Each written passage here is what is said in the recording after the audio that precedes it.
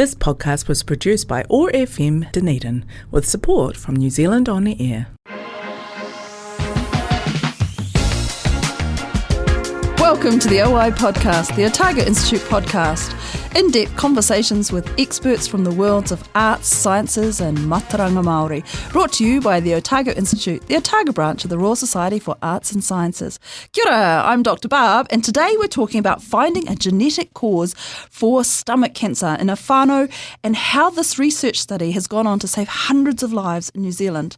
At the start of May, Professor Parry Guildford and Associate Professor Karyn Paringatai, both from Otago Whakaihu Waka, the University of Otago, won the Prime Minister's Science Prize, awarded for the innovative partnership between members of the McLeod whānau and their community, cancer geneticists from Otago Whakaihu Waka and clinicians from Tauranga Hospital.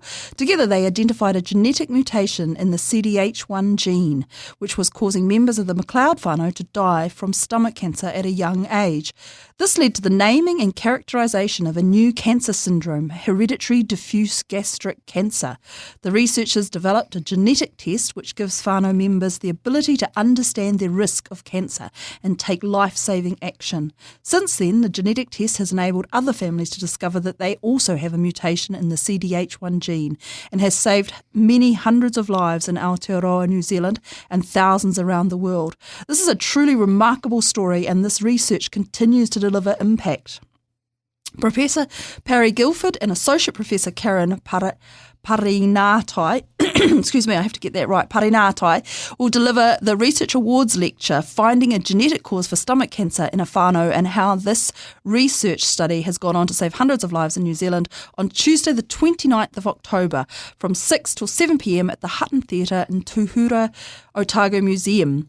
It's going to be a fantastic talk. It's a really amazing approach to new approach, sort of. Maybe it's an old approach to giving a lecture series, because it's a conversational type interview with where I guess the interview part is where the audience is interviewing you both. Am I right there? Yeah, kia ora. It's a bit of both. So we get interviewed by two senior people from the Royal Society, and then the questions are opened up to the floor, and so everyone joins in and helps with the interrogation of both Karyn and myself. It sounds fantastic. It's really good. We've done it around the country a few times already, and it's a great format. People really enjoy engaging in that way. So we find it's better for our story, which is a very human story, and so we find it works better than a very formal lecture with lots of slides. And kia ora, thank you so much for coming along to talk to us today, both about the lecture on Tuesday night and about the research in general, and just about yourself. I'm gonna give everyone a bit of a background on you here. Professor Parry Guildford, Department of Biochemistry, University of Otago, is the director for the Centre of Translational Cancer Research and the research director of the Pacific Edge Biotechnology Limited. Wow, that's a mouthful. You completed your MSc at Otago here in 1983. That's dating us a little bit there. And a PhD at Cambridge University in 1989. So that's exciting, right? Yeah, well, I enjoyed my Masters in Dunedin way more than my PhD in Cambridge. But anyway, I think most people enjoy their Masters more. Your interests include genetics of inherited cancers, in particular gastric cancer, and the application of gene expression analysis to the diagnosis and management of cancer. And you are an elected fellow of the Royal Society of New Zealand, and of course the 2024 joint winner of the Prime Minister's Science Prize. So we are very honoured to have you here today on our podcast. Thank you very much for coming along. Thank you. It's very kind of you, and great to be here. Oh, that's fantastic. And just to start off with, I guess, could you start by just talking us through your background a little bit and your journey to becoming professor in biochemistry and the director of this massive centre there? How does one... Yeah, it's a career in science is very up and down in this country. It's you have to take your chances when they come, and they don't come very often. So I did my masters down here, and then I found the first job I could find in Auckland, working at what was then called DSIR, so the National Research Organisation, and I was working on plant viruses, and they paved me to go and do a PhD anywhere in the world. Wow. So I sat down in the library with a stack of science magazines and an atlas, and I just flicked my way through until I found a good correlation between a place I wanted to go to and a really topical area in science, and in this case in plant virology, because that's what they wanted me to work on. Wow. So why aren't you in the botany department? Oh, because I shifted out of it all. Right. I did a few years and did my PhD on plant viruses, and I came back and did a couple more years back at home as part of my bond to pay off my PhD. Then I got a bit restless, and I as much as I enjoyed doing plant research, I really felt I needed to kind of make a difference for the people I knew who were suffering from all sorts of health problems, and so I tried to find my way into health research. Right. So I ended up being lucky enough to get a job in Paris at the Institut Pasteur, where I had a job of trying to find genes for human inherited deafness.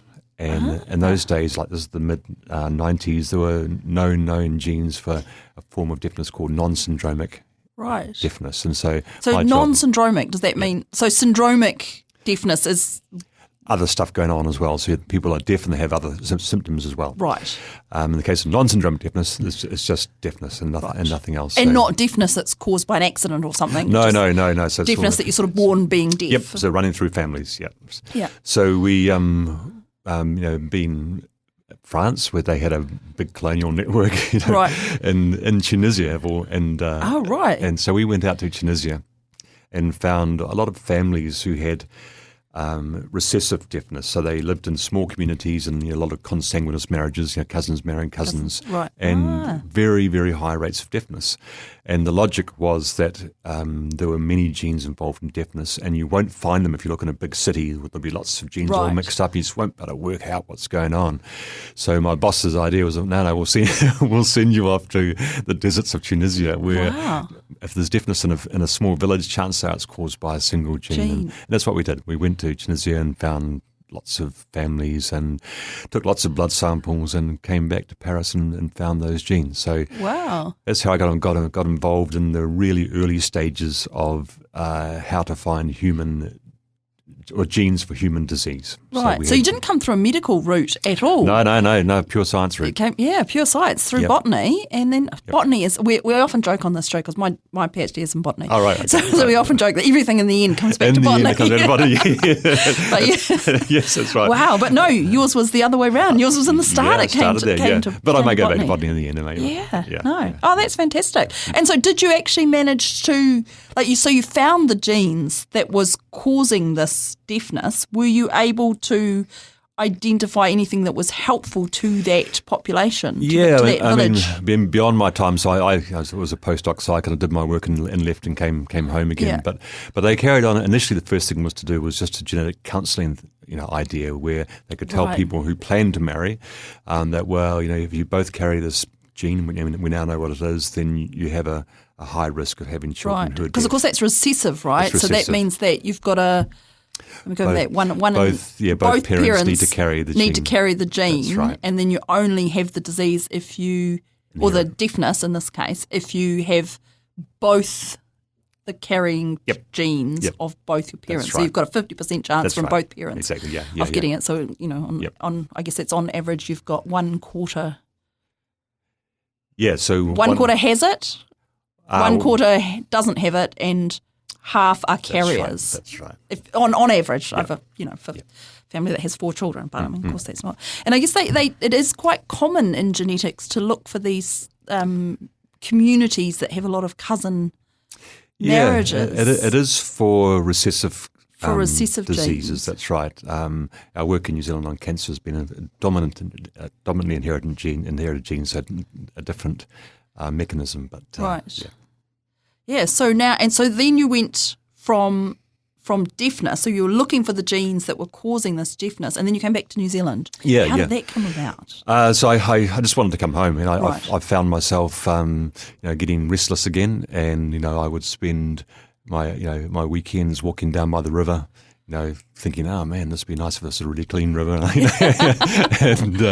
And so I realised it was time to come home, to my own place. Right. And so I packed up and came back to New Zealand, headed back to my plant research in Auckland, but looking all the time for a chance to get back into human health research again. Yeah, and it kind of makes sense, right? Because all of this genetic stuff originally, like the whole Mendel genetics, all came from plants. It's all sweet peas, right? Exactly. Well, it wasn't all sweet peas, but a lot of it was sweet peas. Yeah. No, and plants are, it's a very powerful resource for understanding the basic rules of genetics. So there's no surprise. And easy to breed them, less ethics involved. Exactly.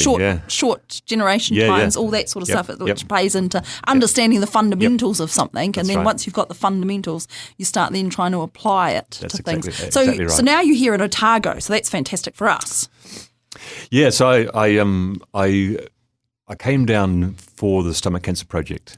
Right. So it was already existing when you... No, not really. It was I came to Dunedin, I don't know, about 1994 to talk to to one of the current boss of the cancer lab, Professor Tony Reevens, to see if there are any jobs going in Dunedin. Right. And in that lab. And he said, nothing at the moment. We could write a grant together at some point, but nothing at the moment. But let's keep talking about it all and we'll see what happens. Yeah. Those kinds of conversations. Yeah, that's the fundamentals of everything. That's right, yeah. And then I went back to work in Auckland. I got a phone call about a month later from Tony, Professor Reeve, and he said, look, I just had a phone call from a woman called McLeod saying she was from a big whānau with a really high rate of stomach cancer, and maybe we guys could help them find the gene that was causing the cancer. And Tony said, look, you know how to find genes. This sounds like a job for you. And so that's when it started for me. And so we met up. We both flew over to Tauranga within a week or so of that first phone call from Maybell to Tony, and started a number of hui we had to kind of get to know them and figure out whether we could do the project or not. Because it's quite, I just was thinking, it's like the clinicians were at Tauranga Hospital there that you were talking about. So I just was wondering, is the family based up north? And then it's kind of strange for you to be down here at Otago. But of course, this is where the research has been done. Yeah, that's right. This is for many years Otago led cancer research in the country, certainly cancer genetic research in the country, and so. And a number of the clinicians in Tauranga in the area kind of knew of the work that Professor Reeve had been doing over the years in cancer genetics, not in this cancer, but just in general. And so obviously we had a reputation for being the place to go to. Wow. And so how do you go about finding the genes? Like finding the genes, it's like you're not looking with a shovel, right? You're not looking... No. Even with, how do you start with that? You start with getting a really big family tree put together, and that's the job of the... So it's just like basic genealogy, whakapapa, who's related to who, how are they related? Yep, and then working out who has had the disease that you're following, and so this case was stomach cancer, and you would just trace that disease through the family. Right. So it'll be big family tree, and overlaid with that will be information of who's had the cancer, and that way you can see where the gene is going. Right. You don't know what the gene is, but you can see where it's going through that family tree. You then use things called genetic maps, and which are bits of DNA which are variable between individuals quite often, but often conserved through families. And you use that to try and ask the question, can we find a chunk of DNA which is the same in all the people with the disease but different from most people who don't have the disease. Right. And you just do that, and you turn a handle and you just get a chunk of DNA on from chromosome 1, and you look. So you're taking samples, so just blood samples, is that? So we started off, we've got blood samples and we've got tumour samples, so those are the most... Because you have to check that the actual form of cancer is the same. Yep. Yeah, that's as right. well. Yep. So, okay. Yep. So in this case, the whānau looked after all this side of things. They looked after building the pedigree for us, the family tree. The whakapapa was all put together. Because that's kind of something that only a family can, it's not the sort of research that you can do without fully involving the family, right? Because it's all about the relationships that's right. within the family. So it's something that's inherently has to be with the family. And I guess it coming from them in the first place, saying, hey, look, this is a thing. We think this is genetic because there's so many people here who have the same illness, disease. Yeah, Can you help us figure out what it is? Yeah, that's exactly what it is. So it was a project, driven by the family. It wasn't, us as, clever university scientists saying, "Whoa, that's what we're going to do." Right. It was driven from the family saying, yeah. Here's our problem. This is what we have. We can put together a whakapapa for you. We can get samples for you. Then you can do your bit. Yeah. And so that's why the project has always been such a huge partnership between the researchers and the university. When you say a large family, what sort of numbers are you talking about there?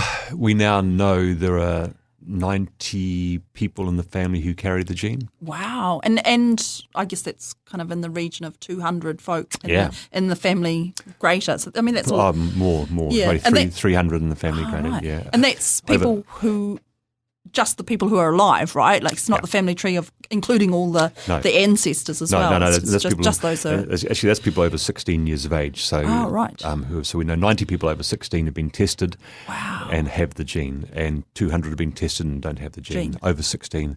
Another, there's been another 100, 150 people under 16 who have yet to be tested. So really big. It's a massive family, isn't it? Yeah. But it's not unusual, and we now know there are many other whānau in New Zealand who carry mutations in the same gene, Māori whānau, and they're also. And could they really possibly? Is it the same mutation that there's just an ancestral link that's not there, or is it just the same mutation has happened multiple times? No, and great question. Initially we thought we just assumed because we were right ages ago we were aware of 3 big whānau.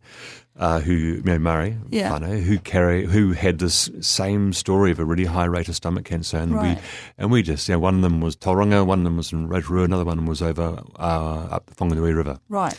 And so we just quite thought, spread out. Yeah, but not the Rotorua and Tauranga. Yeah, we thought, that's kind of close. Just over the hill. We just thought it would be what you've just said, a founder mutation. One mutation somewhere back in the in history of time in Māori individual, and then that spread through these whānau. Yeah.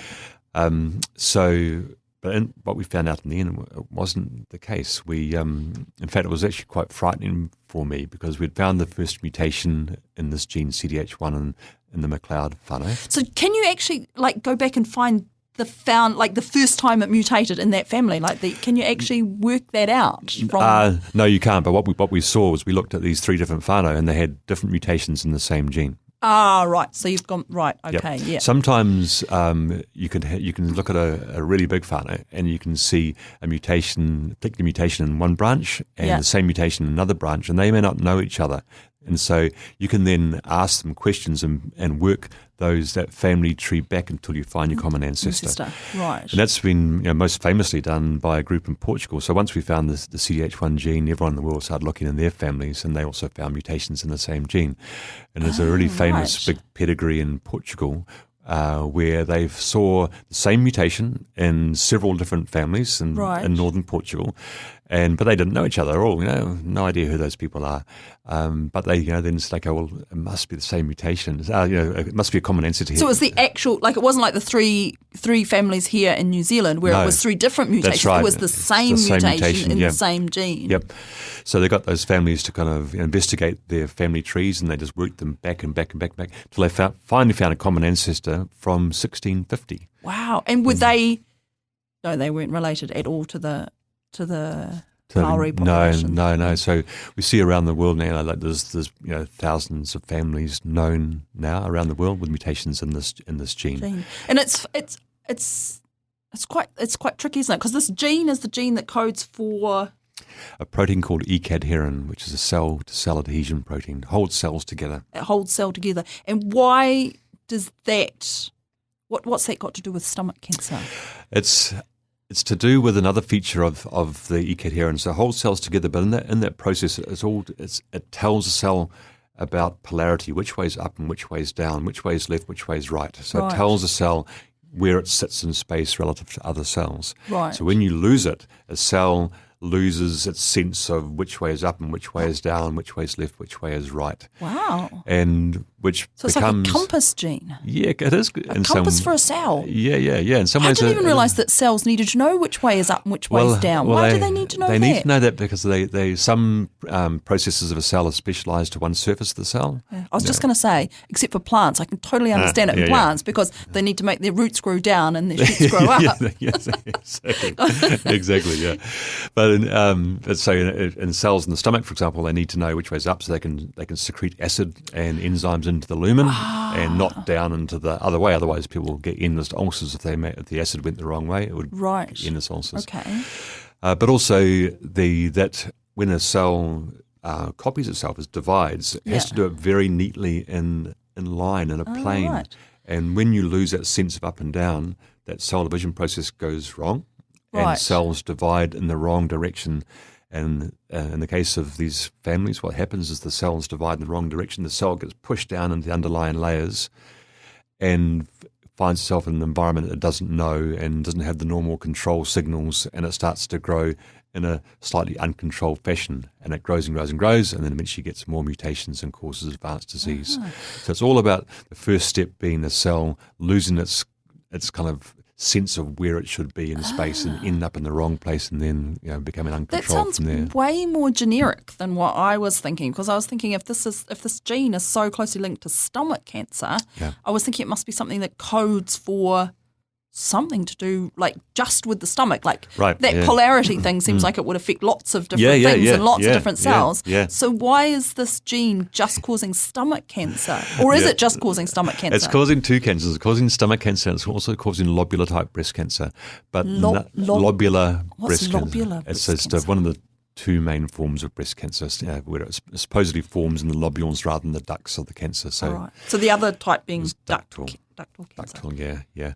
So we see those two forms of cancer, but the question, why not other why not kidney cancer? Yeah. So great question, and we've actually just had one of our PhD students, Emily Sculpin, has just got some really good data on this last week. We've been looking at it for a long time, and the theory has been that in other tissues, kidney or lung, there is compensation for the loss of this protein. Right. So there's some other gene that codes for another protein that can kind of step in. Like there's sort of two things that are doing the same job, so there's a bit of redundancy there. That's exactly right. Yep. And so Emily just got some results just last week after a huge amount of work, really kind of proving that hypothesis that there are other proteins. So nice when you get something and it actually works. That's right. Yeah. So we think that's the reason that in tissues where we don't see the cancer, there are other proteins which compensate for the loss of that E-cadherin. So, because it's quite strange, because you wouldn't necessarily think that breast cancer and stomach cancer have got anything to do with each other. No, they don't normally, but for some, just by chance, I think they both compensate for the loss. Yeah, and of course there's also the famous genetic breast cancer. BRCA1 and BRCA2. BRCA1 and BRCA2, because that's sort of really where most people first think of, inherited cancer. Is probably that's what they're thinking of. With that's right. Famous cases of. They are, with Angelina Jolie is one of the famous ones there. But now when they test families for BRCA1, BRCA2 mutations, they now also test for CDH1 as well. Oh, really? Yeah. Oh, wow, that's amazing. Yeah. So that's quite interesting. No? So have you found the same sort of family dynamics of CDH1 with breast cancer as well as with stomach cancer? Yes, it's a bit more mixed and less obvious in New Zealand. So initially we didn't see much sign of breast cancer in those first Maori families. And is that because there's other things also causing breast cancer, confusing the signal? I think in this case, it is in Maori, the breast cancer rates have been lower for a long time. Because women have children younger and they have more children and they breastfeed for longer, and that gives some protection against breast cancer. And I think that was kind of masking it all. But now we're looking again now, and we're seeing it more easily now, and that's partly because people aren't dying of stomach cancer, and so the next cab on the rank, this case is breast cancer, is now starting to have a chance to express itself. Wow, that is so crazy. Crazy. Mm. Crazy. What a crazy story. So I guess, what are the symptoms and signs of hereditary diffuse? So it's called hereditary diffuse cancer. I should ask you about that. What Hereditary is it? diffuse gastric cancer. Hereditary diffuse gastric cancer. So I guess gastric has anything to do with the stomach. Yep, Hereditary is hereditary. Yeah. Why is it diffuse? So there are two forms of gastric cancer. So we say gastric, it's just the same as the stomach. It means the same thing. We just swap the words around for whatever reason. But so it's diffuse type stomach cancer, diffuse type gastric cancer, and there are two main forms of stomach cancer, and one is called the diffuse type, and the other form has got a silly name. It's called the intestinal type, and it just means it's a form which starts where the cells start to behave in a way which is reminiscent of how cells in the intestine behave. But if you get a microscope and look at the two cancers, they're quite different. So the diffuse type spreads kind of in a like little, it's very invasive and doesn't form a very big bulky mass. The cancer cells just spread between other cells and it just infiltrates the underlying tissue. Whereas the other form of cancer just forms the big like obvious a big tumour. Yeah, the kind of big thing you kind of have in your nightmares. The big lump, but diffuse it's way worse in that it's way harder to find because it doesn't just form a really obvious mass, which is very easily visible by endoscopy. Right. And so what are the signs and symptoms that you might have stomach cancer? Just going back to basics without talking about the genetics of it, but just if someone, how would you think? Yeah, it's pretty bad because it's really fairly subtle until it's too late. Right. But people report having back pain, stomach pain, blood in their stool. Those are the obvious things that happen. But generally when you're starting to report those quite severe symptoms, you've got disease which is going to be reasonably advanced and quite a battle ahead of you. Yeah, and I mean stomach pain, back pain. That's such a common. Like, I mean, whose father and mother? Yeah. Brothers and sisters hasn't reported back pain at some point, and stomach pain the same. I mean, is it like I ate a bad clam, or I've just got a tricky stomach, or whatever? Yeah, exactly. So that is kind of, and I guess that's why having a genetic test is so important because, and especially because this is quite early onset. Yeah. So the youngest case in that first McLeod whānau was a 14-year-old boy. 14 when he died, not when he was diagnosed. Wow. And the average, I think, has been about late 30s, early 40s, of age of death. Yeah. And I guess with something that's hereditary, I mean, that's still in your childbearing years. Yeah. Or, I mean, even if you're a male. Yeah. Your child, whatever that's called. Yeah. What is that called for men? I'd hate to hazard a guess. Your family type, like you could still be quite, you could still be really thinking about having children. You could be and of course, even if thinking about having that.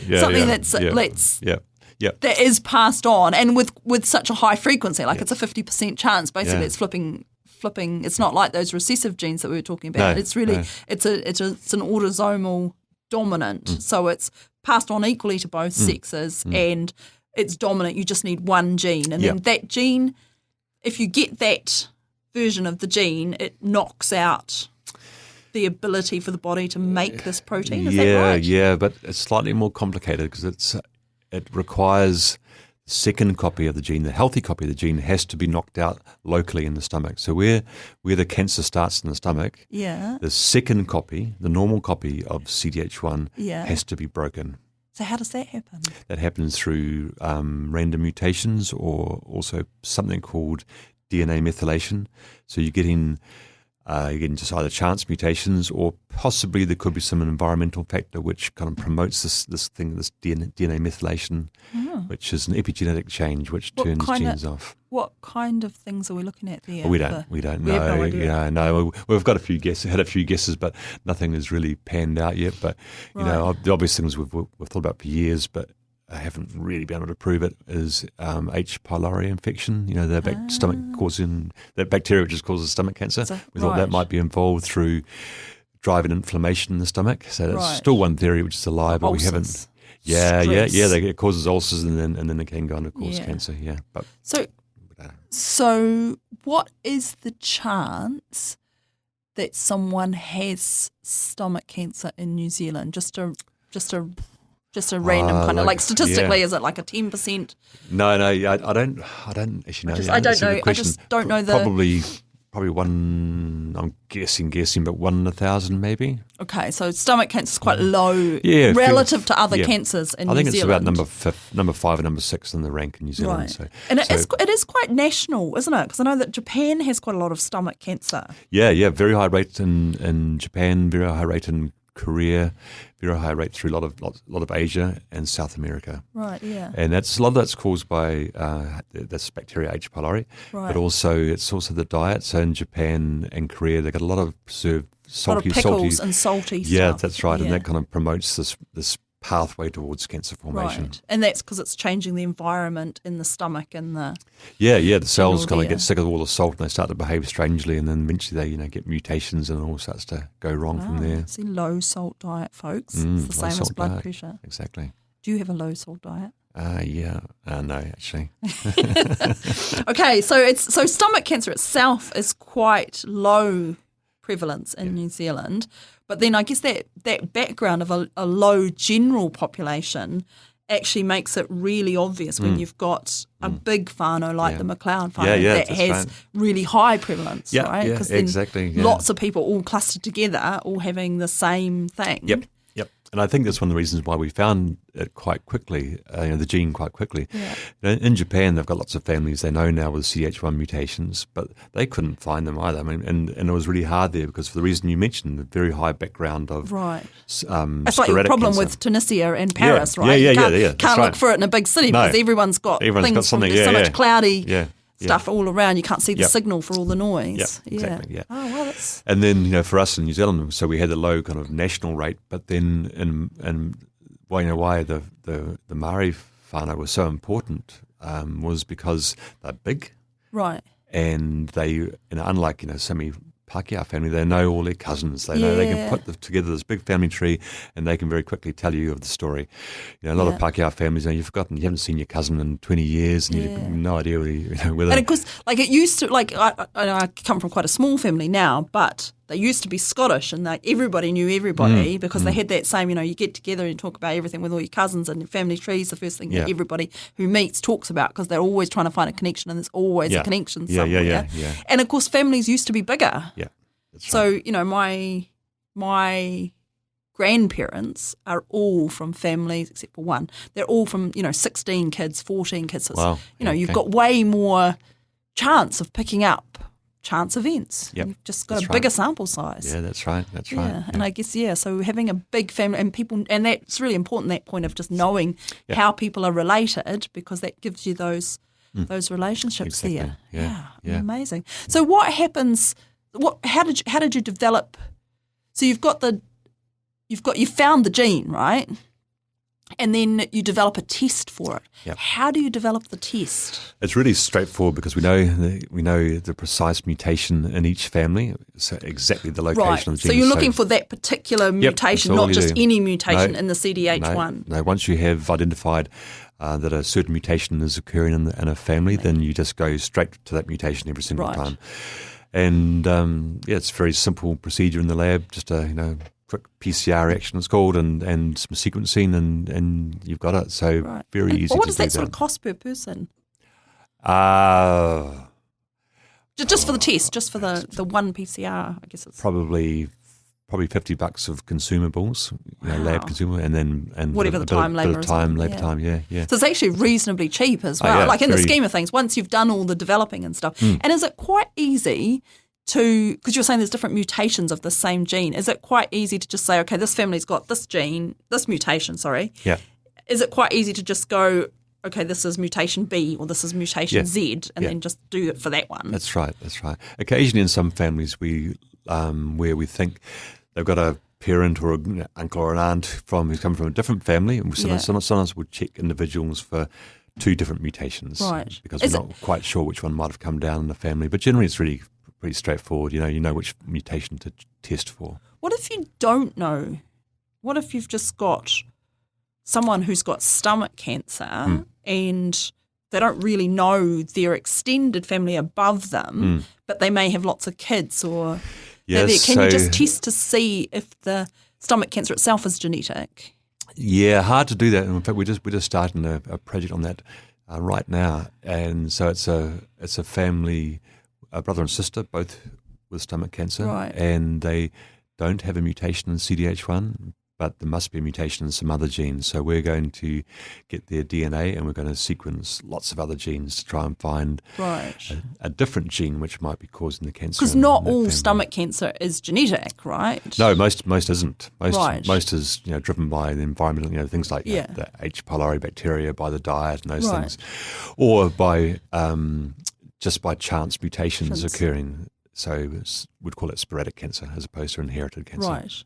And that, unless that is actually in your DNA that's being passed down Mm-hmm.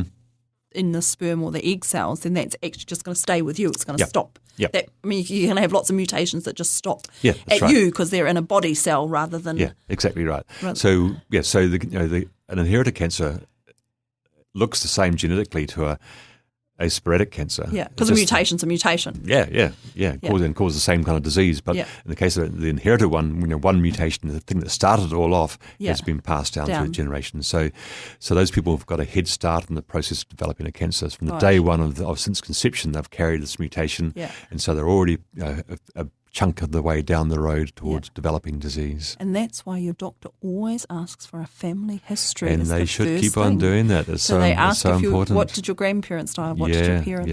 All those. Very, very important question. Yeah, and I guess that's really important for families to talk about that stuff as well. Like a lot of people just die of old age, which I am sure isn't really, I mean, it is a thing, but it isn't really a thing in a way because everyone dies of something actually. But I guess the thing about this type of stomach cancer is that it is young people that are getting it. And is that because it's genetic, it just shows up earlier because it doesn't have to sit around waiting for the environment to cause it? Yeah, because you need, say, 2, 3, 4 different mutations to all occur in the same cell before a cancer will develop. And so for people with an inherited mutation, every cell already has one mutation. So Right. the genetic pathway is shorter. Yeah. And that's why it occurs at a younger age. The cells have got less distance to travel before they become totally crazy and cancerous. Yeah.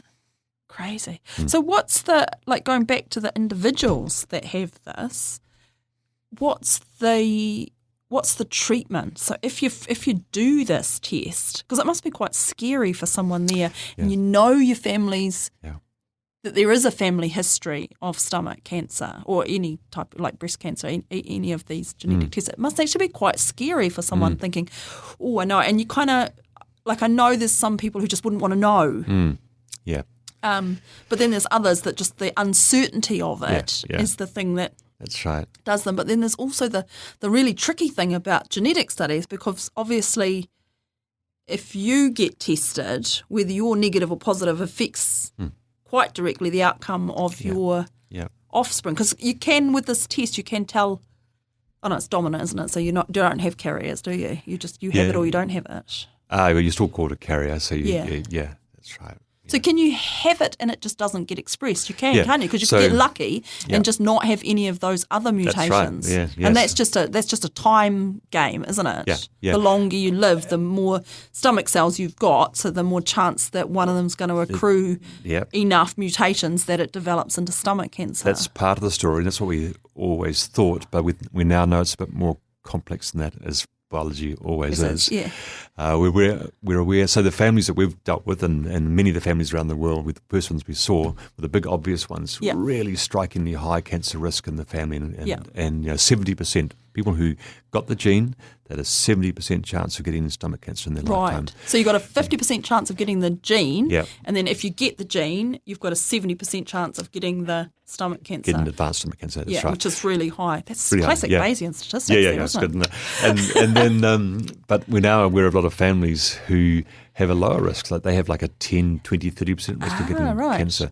And it's most likely that is because of possibly differences in the environment they live in, but most likely I think there'll be other genes. We call them modifier genes, so genes which Right. modify the risk of the first mutation. Right, So we're really keen to try and find out what those genes are. right. And they might be just like we were talking about before with the other genes that affect that polarity in other organs in your exactly. body and stuff. So that's it. Yeah. That's where we're going to look first. Yeah. Wow, because that is quite interesting, isn't it? Yes, it is. And I guess it makes the patterns, like, I think that's the thing with Mendel, going back to the sweet peas, everybody thinks, he just got, his results were just slightly too perfect in hindsight. He must have cheated a little bit. And I think the consensus has come down is that he was a monk, right? So he probably wasn't really cheating, but he may have just kept going until he, like, just basically kept going until he found the perfect gene and the perfect organism that actually gave him really clear results. And I guess that's what we're talking about here is that obviously bad for the family, but in terms of trying to detect something that's autosomal cell, like normal body cells, dominant, then the closer that 70% is to everyone who's got the gene gets it, the easier it is to tell what it is and detect it. Yeah. And then that's why those families that had that 10, 20% rate of getting the disease, if they had the mutated gene, that's why those ones are kind of the more harder ones that come later. They are harder ones, and in some ways they're harder to deal with too, because the way we look after these families is the choice, and the choice is between having a total stomach removal, so it's called a prophylactic total gastrectomy. So you have which is really drastic, right? Yeah, your whole stomach gets chopped out and thrown away. Wow. And that must affect your digestion and how you eat and what you can eat. Yeah, it has, and people will adjust, but it takes them a year or two, and sometimes a lot longer to adjust to a new normal. They know what they can eat, what they can't eat, and know when to eat, and so they get themselves. Most people get to a good place, but it can take quite a few years to get there. And does it really affect what you can do physically as well, like swimming and sports and things? Only in the early stages when they just can't hold a big meal down, then they haven't got the energy to do a lot of sport. But in time, the next bit of gut down stretches a bit and forms a pouch, and it's big enough to hold a decent sized meal. And does that have just different type of cells, or does it not just like the next piece of gut down? Does that just have a different type of cells that just don't get affected by this gene mutation? Yeah, that's right. That's so crazy, eh? Yeah. And there's not some way that you can just line the stomach with the cells from another part? Don't think so. We could look into that, but pretty tough. Because it's a pretty radical, like it's quite a drastic step to take, isn't it? Yeah, it is. And it's kind of something that you don't have, right? Like if you test the gene and you've got the mutation, and then obviously you test for the cancer then straight away, right? So the actual cancer, and you say, okay, you've got the cancer, then it's clear. You just go straight for treatment. Yeah, that's right. But then there's I imagine, a whole group of people who have the gene, have the mutation on that gene, so they've tested positive with your test, and they might be in a family that tends to have a high prevalence of it. So you've got a 70% chance now of getting stomach cancer, but you don't actually have stomach cancer. No. And then that's quite a big choice because, your stomach is something that you use a lot of times every day, all the time. Yeah. I mean, I can kind of get it's a big lifestyle impact to have a mastectomy if you've got the BRCA1 gene, and that, like, not to diminish anyone's, like, how much that affects someone's, but, it's not affecting your day-to-day life quite as much as having your whole stomach removed, I imagine. That's right. No, it's a really serious operation, but we see that the response to people's responses vary to this, and so some will be all over it. Like, just take my stomach. I saw my mum die. I saw my brother die. I saw my cousins die. Just do it. Yeah. And of course, these are families that have a high rate of stomach cancer, so they have seen it many times. They've seen it many times, and so there's a lot of fear there, and they think, well, I don't want to die, and so I see it's going to be a bit tough afterwards for a while at least. Yeah. But it sure beats dying, so take my stomach out. Right. Other people are a lot more relaxed about it, and they might say, well, you can keep an eye on me, can't you? You can do regular checkups. Yeah, because you can test for stomach cancer quite regularly, can you? Yeah, they do endoscopies. They put the tube down the throat, with a camera have a in look. it. Have a look around with the camera, and so that's what people will get if they choose not to have their stomachs removed. Yeah. And that's pretty good at finding cancer, but it's not perfect. So they still run a risk of getting a really surprise event of a late stage cancer. And so is that like once a year, or how often? Yeah, would once you a do year. that? Once a year. It happens. Yeah. But so how quick does this happen once it happens? Oh, it's hard to know. I mean, anecdotally, it's really fast. Once it takes off within 6 months to a year. It goes from being not much at all to something really very large and dangerous. Yeah. Can you not just do it more frequently than once a year? You could, but the problem is that the cancer is a difficult one. We know it's diffuse, and so it spreads. So it's difficult to actually see. It's kind of it spreads underneath the kind of an intact mucosal surface, and so they're really experienced. Endoscopists do quite a good job, but even then, it's not perfect. Right. A lot of endoscopists just come and have a quick look, and they see nothing big and lumpy, and they kind of think, "Oh, you're right." And that sounds terrible. Which is not good enough. Have you not got a dye or something that you could just spread on, like just swallow, and then it would just show up on the? We've done a lot of work on dyes, and some dyes do help, some contrast, but we don't have the perfect dye yet. And again, that's something we'd love to try and develop. It'd be fantastic, wouldn't it, if you could just flag up so that just swallow some sort of dye and then all the cancer cells go neon pink and you can just see them super easy. Yeah, no, exactly. Just turn up the lights and then they'll glow in the dark. I mean, because it would make it so much easier for people, because they would, that preemptive removal of your stomach wouldn't be happening. No. Without, because I mean, you never know, you might be one of the 30% who was destined to be super lucky and have the mutation but not get it. Yeah. Oh my goodness. And I imagine there's quite a lot of counselling that goes in around this, and also counselling to try and avoid those environmental factors that are increasing your... Yeah, well, we didn't really know much about those environmental factors, so we can only give generic advice like, low salt. Low salt diet, lots of fruit and veg, just look after yourself. We can't do much more than that at the moment. But there's counselling in the sense of trying to get people to help understand what their risks are, so they can make a rational decision.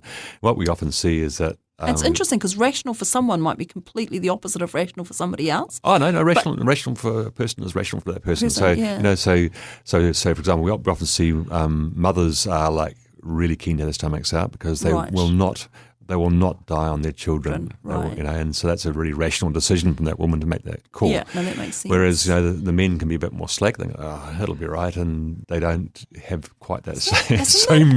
Isn't that interesting? That there's a real genetic difference. There is a bit. It's all genetics, but a real gender difference there. We've got one guy, a local guy, and he's a fireman, and he's talked about how I understand risk really well. I run into flaming buildings for a living.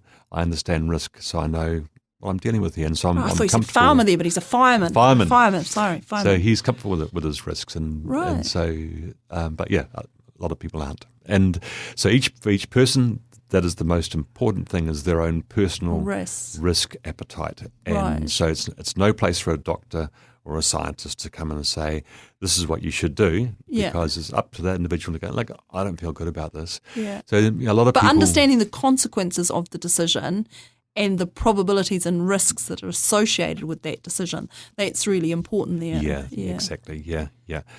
So people, once they understand the risks, then they can make a rational decision, and whatever call they make is the right thing. Cool. Interesting. And of course you can change that decision as well, because your life... Can't go back from a gastrectomy. But. Well, you can't go back. No, but that's true. But you can go the other way, right? You can say, okay, for now, I'm just leaving it as it is. Yeah. But then I'm going to have regular tests, then at some further point, I might decide that that's the way I'm going to go. That's right, and that's kind of where we're kind of getting to a lot of people. Most people now we're saying, look, we're pretty sure by doing endoscopy we can catch any cancer before it gets too big. But we think sometime you should have a gastrectomy, but choose a time which you're comfortable with. So if you're studying, finish your studies, get a bit of work experience. Because it's one of those weird things, it's cumulative risk. So you're... no, it doesn't. It doesn't. Your risk in any given year starts afresh. So you've got about a 1% chance every given year of something really bad happening. Yeah, and it doesn't accumulate. It doesn't accumulate. No. Not. I was just thinking because the older you get, the more likely you are to have these other mutations. Oh, I see. Yeah.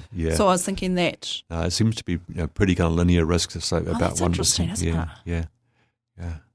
Oh, because I was just thinking that if you've got like more, like you accrue risk, like you accrue mutations over time, but I guess the cells are turning over or something. Yeah, and maybe it's with older people, maybe their stomachs aren't dividing so the cells don't divide so often, and so perhaps that drops risk a little bit, and so it all kind of balances out so that the risk is no worse later in life than it is interesting. In your 20s or 30s. Wow. So what sort of, I'm just wondering if, like it's more associated with young age, I was reading, but does that mean that?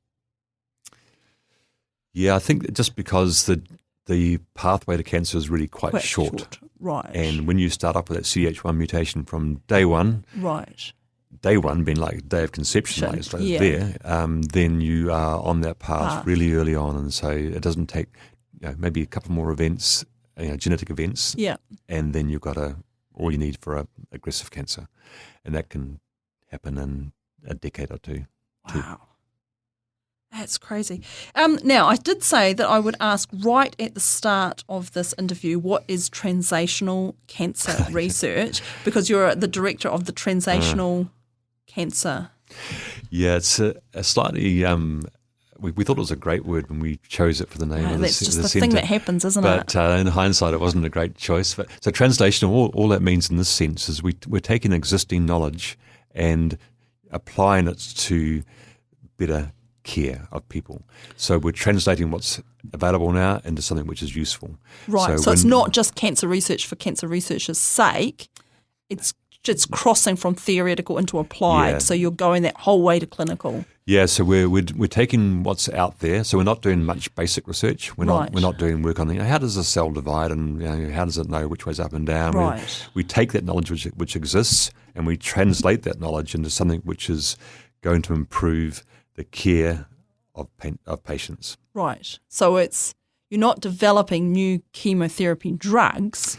No, we could do that as well, but we're not trying to understand the basics of what cancer is. Right. Okay. We're not trying to figure out how does a cell divide so quickly? Why does it do that? We're not really focused on that. So that's another group in the university. Yeah. So lots of groups around the world, just do really basic research and understand how a cell works. And so there's obviously a place for that. We need to know that stuff, but not everybody needs to do everything. No, so this is your specialty, is that zone between the research and putting that research into practice. Yeah.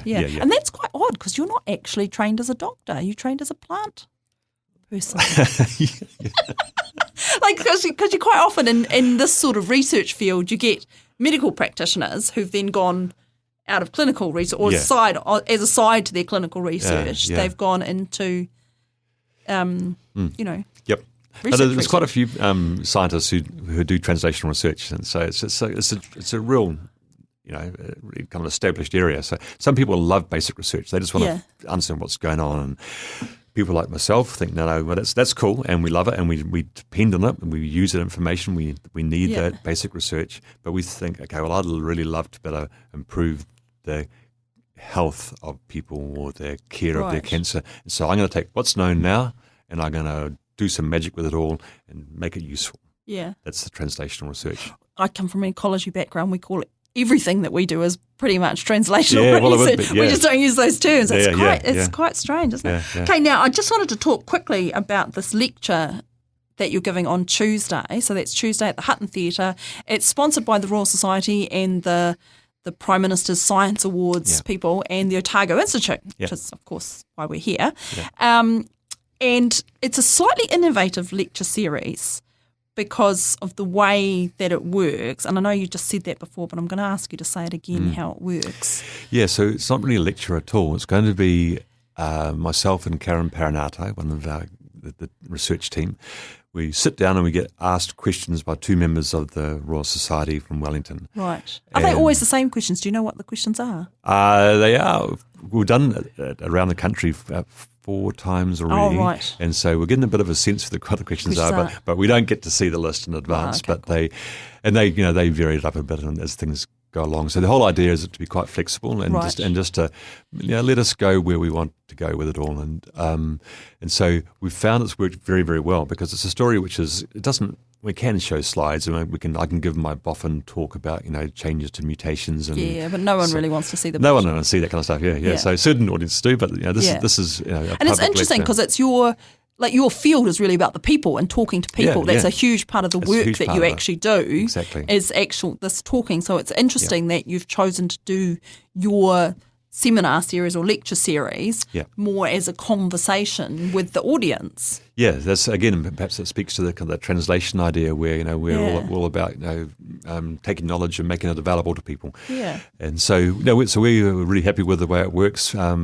It's our answers differ every single time we get asked these questions, and we go off in different tangents, and it's really informative. Yeah. And then of course there's a chance for the audience to ask questions. Yeah, once they've finished on us, the audience gets a chance to ask, and we find that they do ask a lot of questions because it's a relaxed atmosphere. There's no kind of formal kind of someone behind a podium. And it's going to be fantastic because it's in the Hutton Theatre. It's right there on the on the museum reserve at Tūhura, and Inspired Pantry are catering it. So that'll be great. Yeah, it is amazing platters, and the Royal Society very, very nicely put those on for us. So they're beautiful platters, and there'll be a cash bar there. So there's soft drinks and wine and beer if people are after wine and beer. They can all buy me a beer. That'll be good. Yeah. No, so it's going to be fantastic, nice, relaxed evening. And who is your sort of target audience? Who are these lectures intended for? Oh, look, it's is it kids or kids are great to have kids there, and we love that. But anyone who has a science interest, there's no particular demographic we're after, but just people who love science and want to understand, perhaps a little bit about how we did this, because it was working with Māori. It was not, it's kind of in some ways a pioneering project to do genetics with Māori, and so people who have an interest in that. Cool. Yeah. To hear more about this research in a relaxed conversational format, the Otago Institute, in partnership with the Royal Society of Te Aoparangi and the Prime Minister's Science Prizes Secretariat, are delighted to host the 2024 Prime Minister's Science Prize winners. So join Professor Parry Guildford and Associate Professor Karyn Paringatai at the Hutton Theatre, Tūhura, Otago Museum this Tuesday. So it's the day after the long weekend, October 2024, 6 to 7 p.m. You can go on the website and book a seat. You've been listening to the OI podcast, the shout out for the arts, sciences and Mātauranga Māori. You can support this podcast by becoming a member of the OI. Check out the Otago Institute for Arts and Sciences on Facebook or our website. If you'd like to listen again to this episode or others from the series, look for the OI podcast on OAR FM's website, oar.org.nz.